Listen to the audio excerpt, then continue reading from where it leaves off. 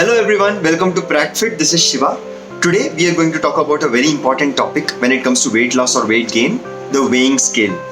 The reason the weighing scale is so important is because it influences the motivation that people have to continue pursuing their goals.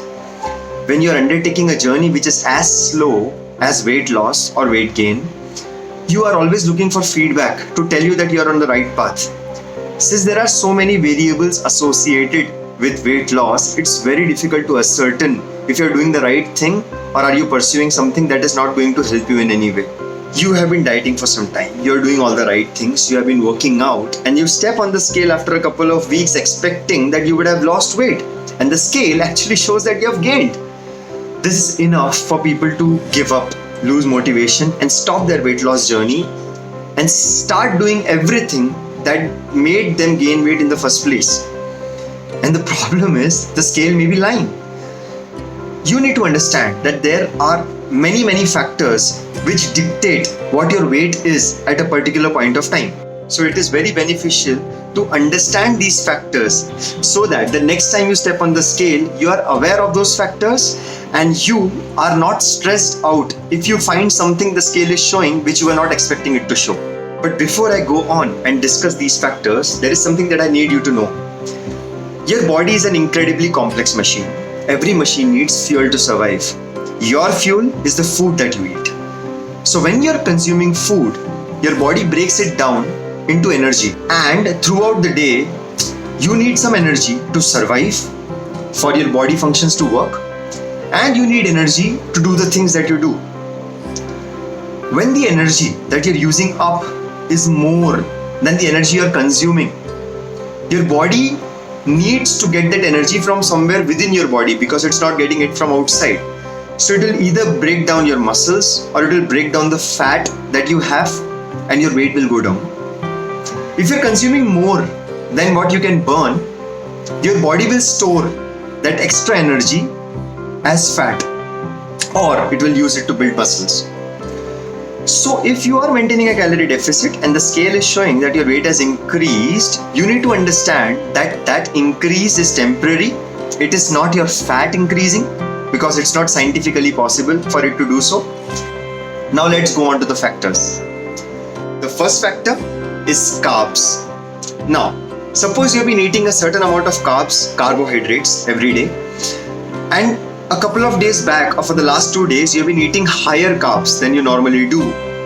You will find or you may find that your weight has increased.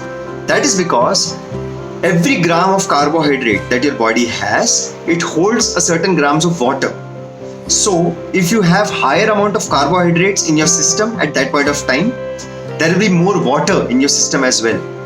The increase in weight that your body is showing at that point of time is water weight. It's not your fat increasing or your muscles increasing. So the next time you reduce the amount of carbs that you're taking, that water will just flush out, which means that your weight will just return to what it was previously. This is one big reason why when the people opt for diets like the ketogenic diet or the low carb high fat diet, they cut the carbs from their diet. And just because they are consuming less carbs than normal, their body is holding less water than normal. And when they check their weight, they find that they have lost a lot of weight in a very short period of time without realizing that most of that weight was water weight. It's not their fat dissolving away.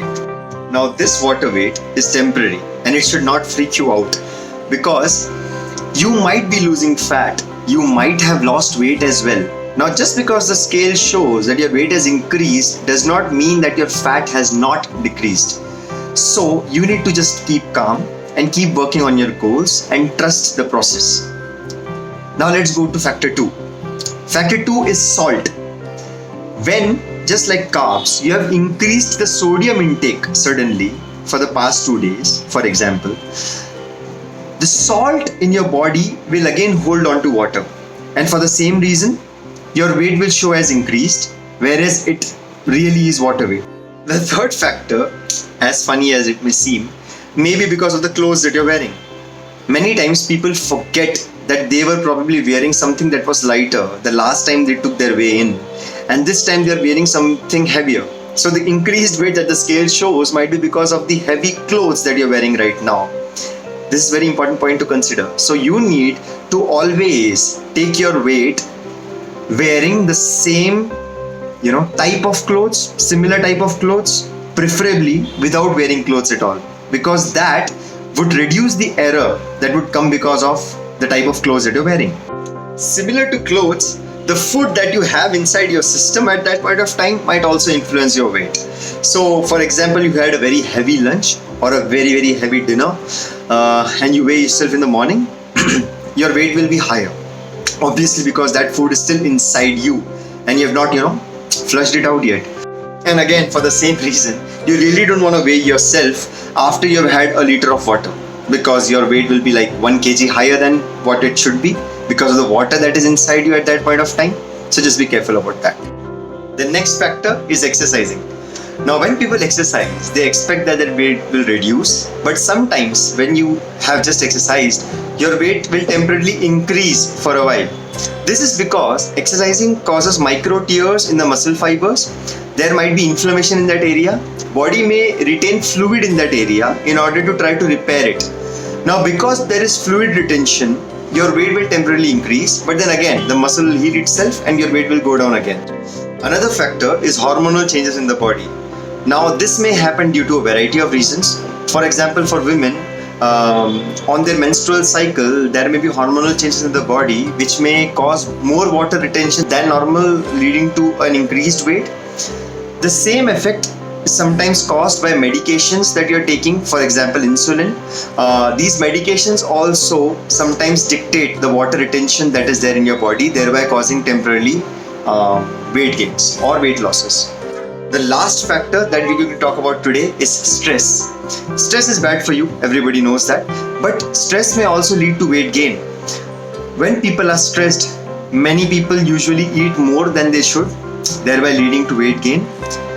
Otherwise, even though stress is a very normal response your body has to save yourself from dangers, that's how we have evolved. When stress is there for a prolonged period of time, the hormone cortisol may remain elevated in your blood, because of which there may be water retention, more water retention than normal. Now when that stress is gone, when you're normal again, usually that water level drops again and then you are back to your normal weight. Now we have gone through some of the factors which usually influence the temporary weight. There are many more factors, but these were the most important ones. Just take a look at them again. Now no matter how careful you are, there are always going to be fluctuations in your weight that are not caused by fat or muscle. So to reduce the amount of error that is there in your weight readings, as I suggested in my last post, it's always good to take at least 3 or 4 readings per week, preferably on non-consecutive days. So once you wake up and you've used a washroom, just step on the scale wearing minimum clothes possible and note down your weight. Just treat that as a number. You don't need to get stressed out if that is higher or lower than usual. When you have 3 or 4 readings for the week, you can take an average reading and then you get the weekly average weight.